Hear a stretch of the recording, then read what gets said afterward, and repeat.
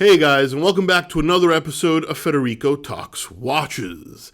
Today, I'm once again answering some of your questions, such as, would I rather buy an Omega Seamaster or a Tudor Black Bay 58? And, should I become a Sinn Authorized dealer? All that and more in today's episode. Now, of course, before we get started, customary wristwatch check. Today I'm wearing my Piaget Polo 45 flyback chronograph GMT on rubber. It's been taking a break for a little bit, but I'm going on a trip soon and this will be my main watch, so I'm just busting it out of the watch case again. And also, guys, don't forget to check out delraywatch.com.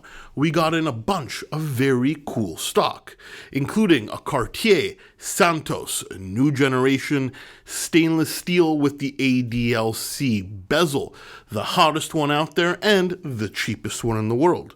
We got in a Sinn 103 Classic, that is a limited edition reverse Panda dial, very, very hot, and we got one in. And my personal favorite, a Girard-Perregaux annual calendar equation of time for well under 50% of its retail price unworn. This is some crazy horological bang per buck on this high complication Girard-Perregaux. Go check it out, all at delraywatch.com, link in the description below. Guys, these are the questions you asked me on my Instagram account. That's at Federico Talks Watches. Once or twice a month, you'll see a Q&A picture pop up. It only stays up 5 or 6 minutes because the questions fill up quickly, and then I take it down. Please do not DM me because I will not answer them. I also don't check them, but follow at Federico Talks Watches for a potential chance to participate in the Q&A. And in no particular order, Traveler Tattooed says, "Hey Fed, what are your thoughts on two-handed Piaget Altiplano in 38 compared to the Holy Trinity dress watches? Is the quality similar? I know you work for Piaget and I love their thin movements, but I don't see them often." Well, Traveler, I adore the Piaget Altiplano. I adore the minimalist design. I adore how thin it is. I really like the movement because it's actually an appropriate size for the case. All these things I like better than most Breguet Classiques, Patek Calatrava, and particularly the Vacheron Constantin Patrimony. Fantastic watches, and also significantly less expensive, and much less expensive if you get them pre-owned. The level of finishing, well, it depends. I'd say the best level of finishing at this price point is Vacheron Constantin with their Geneva seal movements. The entry-level Calatravas are finished okay, but they get a lot better finished in more expensive levels. I'd say the Piaget is definitely not as good as the Vacheron in terms of finishing, probably not even as good as the Patek, but it's still very well finished, much less expensive, and the movement is just as good. And personally, I love the design better anyway. So probably not quite as well finished as the Holy Trinity, but price-wise, you do get a lot more. Farka Drew, Black Bay 58 or Omega Seamaster Professional as a first daily luxury watch? Well, Farka, both are fantastic choices, and I would say go with your gut and what you like. But if we want to be objective, at least in my opinion, or my objective opinion, I like the Black Bay 58's design better, but the Omega Seamaster is a better watch. A better finished movement, more detailed case, a more luxurious timepiece, and the price point is very, very similar. So I would say go with the Omega Seamaster because it's better overall. It's more comparable to a Rolex than it is a Tudor, but the design of the Tudor I like better personally, but that's not particularly objective. DPS Match. Being a bigger guy like myself, how in the hell do you survive the heat in Miami? I don't. I hate the heat in Miami. I go from my office with air conditioning, to my car with air conditioning, to my home with air conditioning, to the pool, and then back in the air conditioning. Starting in May, right about now, I walk as little as possible. The humidity is massive. I'm a schwitzer, so probably that's sweat for you guys that don't do Yiddish. I spend as little time outdoors as possible in the summer months in Miami, but the rest of the year is not so bad. Watch Addict 21. Hey Fed, I appreciate your opinion as a professional.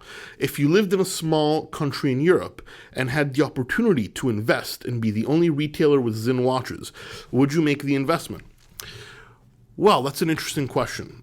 I'd like to remind everybody that my business thoughts don't necessarily reflect my thoughts on Sinn as a brand. I love Sinn as a brand, and I do very well selling them on Del Rey Watch in the United States. I think Sinn has a great following.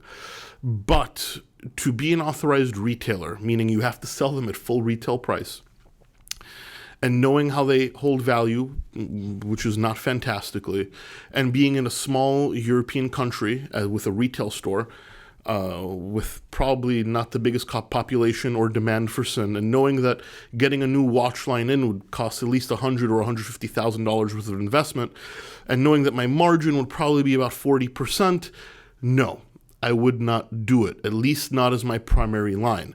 If I already had a store with traffic and a lot of other brands, I'd bring Sinn in because I think it's a great price point with a great product. But Sinn does not have the cachet or the demand to be my anchor brand. I don't love the retail authorized dealer model anyway. I think there's a lot of overhead for the amount of margin you make. So I would answer no to most brands, but Sinn, first dealer, small European country, invest my own money, especially if they're my only brand, absolutely not. However, if anybody from Sinn is watching, you guys make great products. I do very well with your products. I just think in this scenario, I wouldn't do it. Luiso Cortez.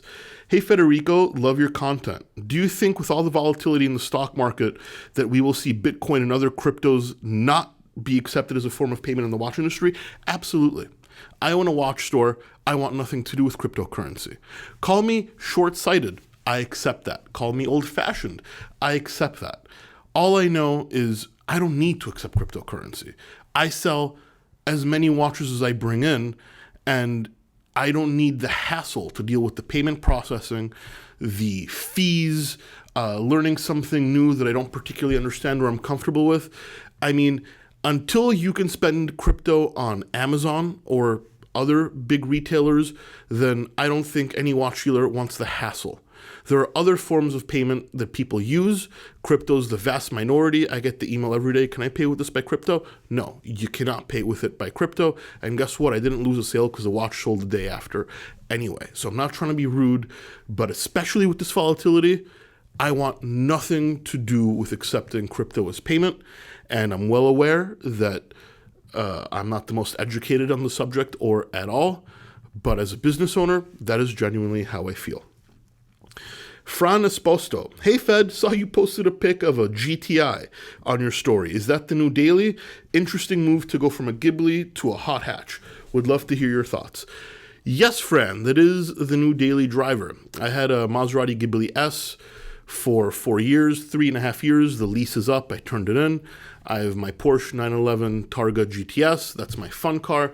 But I wanted something that was still fun to drive, that was inexpensive or that I could easily afford as my daily driver. I mean, I park these cars in the sun at work. I have a garage at home, but in the sun at work. The Ghibli, while under warranty, still had a few issues. The dashboard shrank a few times. And I don't think I'd want to own something that was such a pain in the butt out of warranty. I owned a Fiat Abarth before. I had a ton of fun with that. I think the GTI will be cheap to maintain, at least by my standards. Still a ton of fun to drive.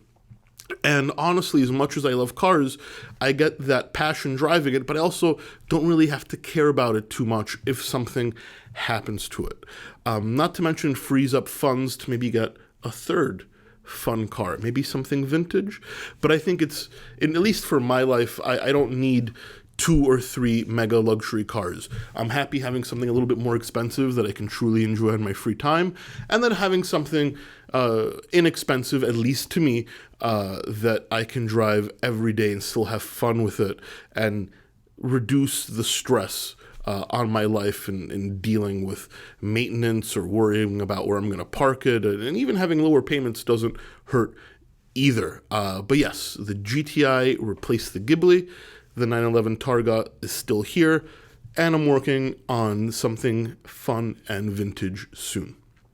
Anyway, guys, thanks so much for watching another episode of Federico Talks Watches.